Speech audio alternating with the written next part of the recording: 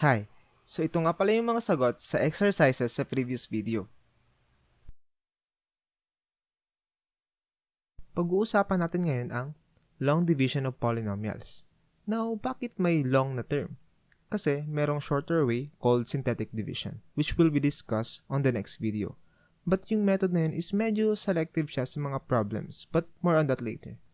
Now, ang long division of polynomials, actually ang steps niya ay nakapattern lang sa steps ng pag-divide ng numbers. Now, bago tayo pumunta sa actual na pag-divide ng polynomials, may mga initial steps tayo na kailangan pagtuunan ng pansin.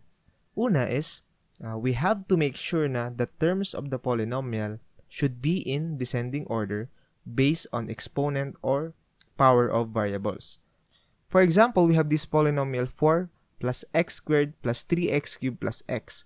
Note na hindi siya naka-arrange sa descending order based sa exponent or power of variables. Kasi meron ditong x squared and then ang sumunod sa kanya is 3x cubed and then merong x lang dito.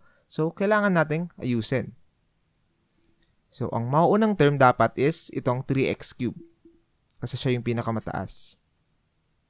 And then, sunod is, from 3x cubed, since descending order, ang sunod is x squared. And so on.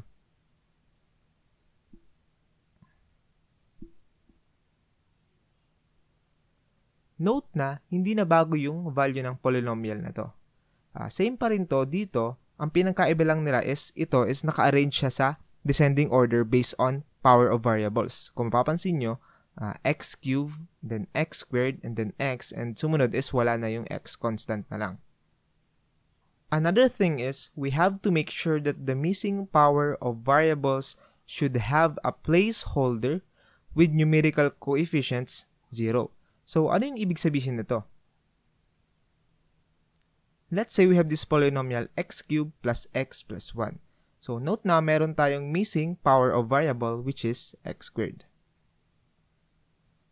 Since meron na tayong x, meron na ring x cubed, yung gitna nila yung nawawala which is x squared.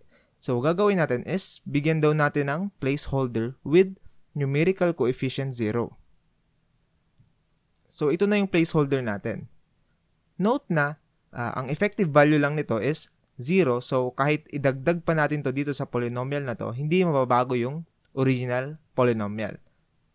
Okay.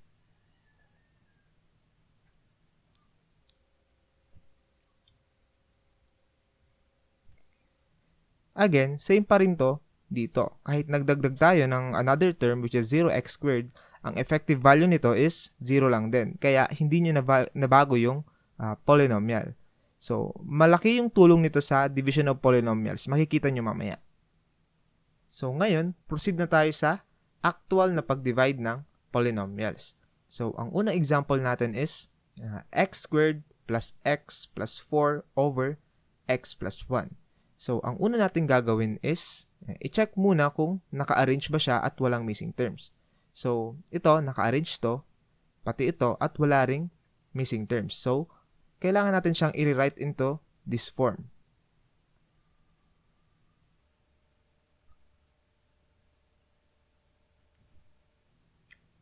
So, gaya ng sabi ko, yung division of polynomials is nakapattern lang siya sa division of numbers na natutunan natin nung elementary. So, ang unang gagawin is, dito, hahanapin natin yung term with the highest power of x, which is itong x squared. Kasi siya yung may pinakamataas na exponent dito. Now, same yung gagawin dito. Hanapin ulit natin yung term with the highest power of x, which is in this case, si x. Now, ito yung ipag-divide natin. So, x squared divided by x is just equal to x. And then, itong x, ilalagay natin dito sa taas ng 2x since pareho silang power, which is 1.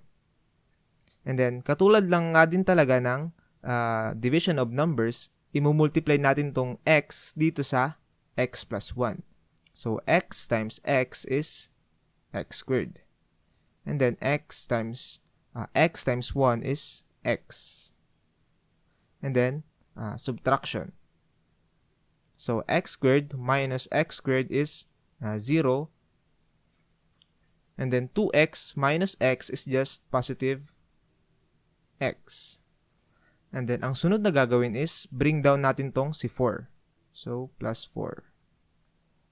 Now, ang sunod naman na division is itong x plus 4 divided by x plus 1.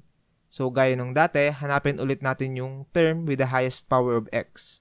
So, ito yung x na yon, and then ito rin. So, x divided by x is 1. So, since constant, dito siya mapupunta sa taas ng plus 4. And then, sunod is, multiply ulit natin tong nakuha nating sagot dito. So, 1 times x plus 1 is just equal to x plus 1. And then, subtraction ulit. So, x minus x is just equal to 0. And then, 4 minus 1 is equal to 3. And then, since wala na tayong i-bring down, meron tayong remainder na ito. So, ang magiging sagot is x plus 1 and then plus 3 over x plus 1. So, wag nyo itong kakalimutan na kapag may remainder dito, kailangan yung denominator niya is itong divisor, x plus 1. So, ito yung final answer sa problem na to.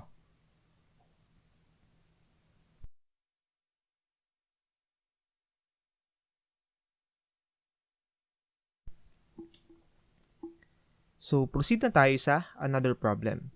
We have here negative 1 plus x plus 13x squared plus 3x cubed all over x squared plus 2 plus x. So, kung mapapansin nyo, itong nasa numerator, pati na rin ang nasa denominator, hindi naka-arrange sa descending order yung terms niya. So, ang gagawin natin is i-arrange muna. Okay.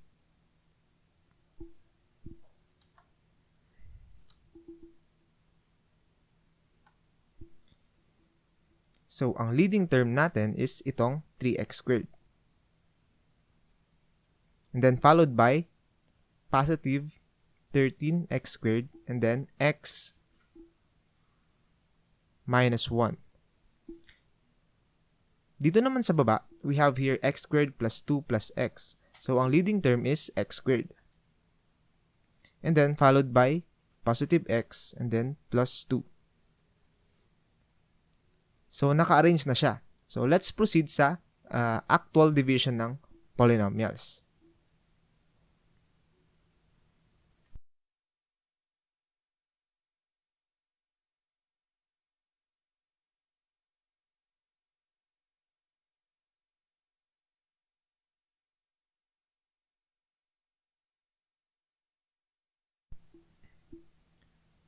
So, ayun, nire-write ko lang.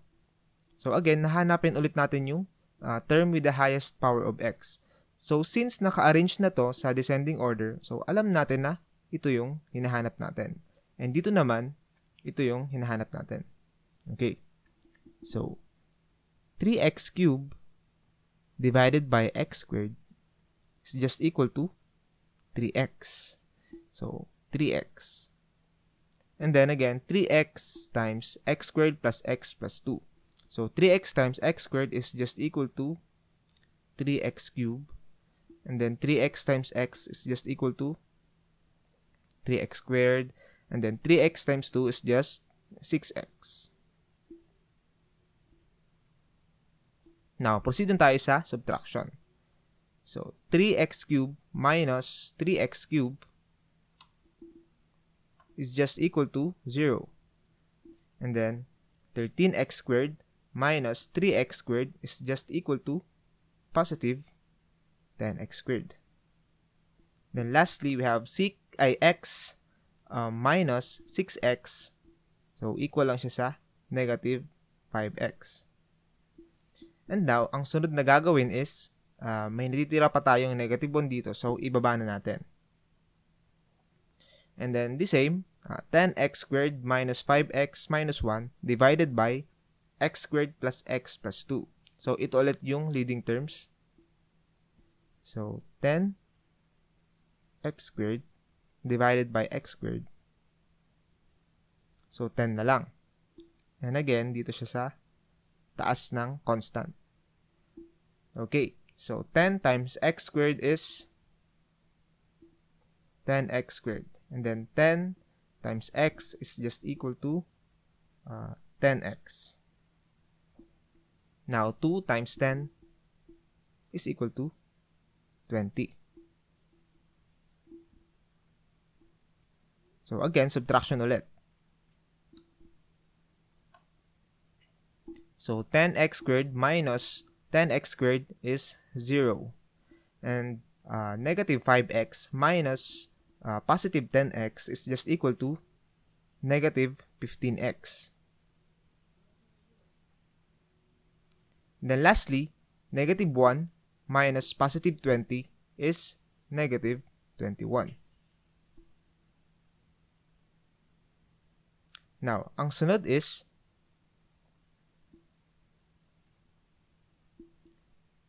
ang natira na lang after subtraction is negative 5x minus 21. So, since wala na tayong i-bring down, hindi na rin tayo magsasagawa ng division between these two. So, ang final answer is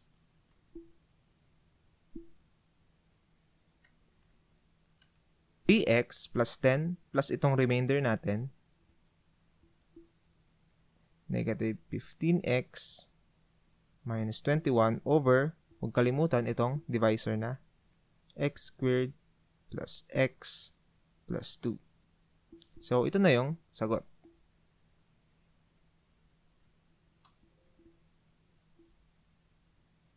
So, for our last example, we have 2x plus 6x raised to 4 plus 1 all over 3x squared plus 1.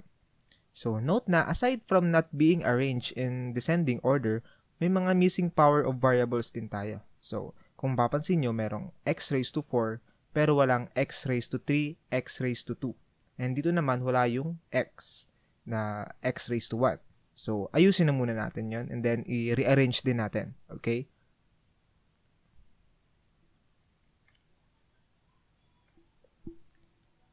So, yung leading term dito sa numerator is itong 6x raised to 4. And then, followed by x cubed dapat, pero since wala, lagyan natin ng 0. And then, wala rin yung x squared. So, 0x squared. Then, plus constant. And then, 2x pala. And then, plus constant 1. Dito naman, 3x squared, yung leading term. Then, plus 0x plus 1. So, after rearranging terms and punan yung mga missing terms, nire-write na natin siya into this form. And now, proceed na tayo sa nakasanayan nating steps, which is hanapin yung leading terms dito at dito. So, dito, ang leading term is 6x raised to 4. Dito naman, 3x squared. So, 6x raised to 4 divided by 3x raised to 2 is just equal to 2x squared. Now, naka-align siya dito. Ito yung kagandahan kapag naglalagay ng placeholder sa mga missing terms. Without this, hindi natin ma-align ng maayos yung mga sagot natin and that can lead to confusion. So, okay, let's proceed. So, 2x squared times 3x squared is just equal to 6x raised to 4. And now, 2x squared times 0x, pwede natin ilagay 0x cubed, pero pwede namang 0 na lang din.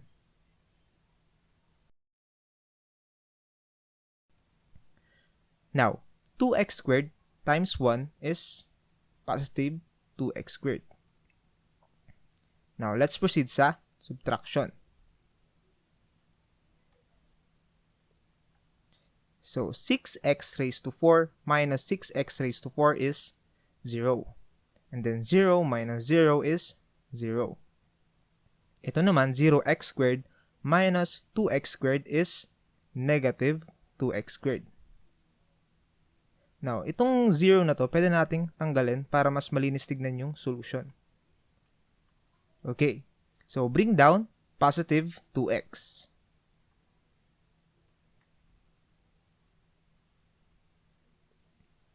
So, ito divided by ito. So, negative 2x squared plus 2x divided by 3x squared plus 0x plus 1. So, 2x squared, since ito yung leading term, divided by 3x squared is just equal to 2/3. So, dito dapat siya sa, actually, negative 2/3. Okay, so negative 2/3 times 3x squared is negative 2x squared. And then ito, negative 2/3 times 0x is 0 lang din. So, lagay natin plus 0. So, ito naman, negative 2/3 times 1 is negative 2/3. So, proceed sa subtraction.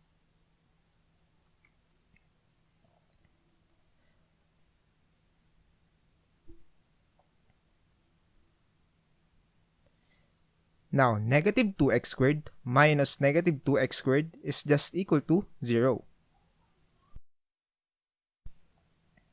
And then 2x minus 0 is just positive 2x. Now, kung mapapansin nyo, walang katapat yung negative 2/3 dito. Pero pwede nating lagyan ng plus 0. Wala namang change na mangyayari. Okay? So, 0 minus negative 2/3 is positive 2/3. And then, meron pa tayong isa, plus 1. Bring down natin. Okay. Now, kung mapapansin nyo, by the way, tinanggal ko na pala yung 0 dito sa unahan para mas malinis tignan tong polynomial natin. Now, ang leading term ng polynomial na to is 2x. And since 1 yung exponent ng x, ang degree ng leading term na to is 1 din. And then, dito naman, ang leading term is 3x squared. And then, since 2 yung exponent ng x, well, ang degree ng leading term na to is 2, which is mas mataas sa degree ng leading term na to. Kasi ito 1 yung degree, ito 2 yung degree. Now, mas mataas tong magdi-divide. So, okay, pag napunta na tayo sa gantong situation, pwede na nating itigil yung long division natin, and then, ang sagot na natin is 2x squared minus 2/3, and then, ito yung remainder. Kaya, 2x squared minus 2/3 plus 2x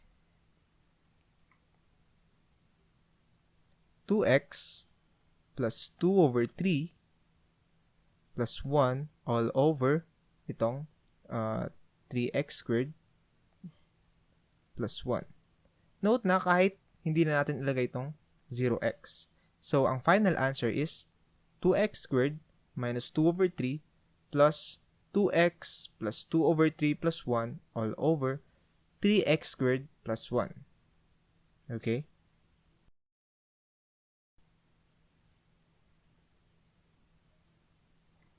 So, I will now leave you with these few exercises, and yung mga sagot will be on our next video. Thank you for watching.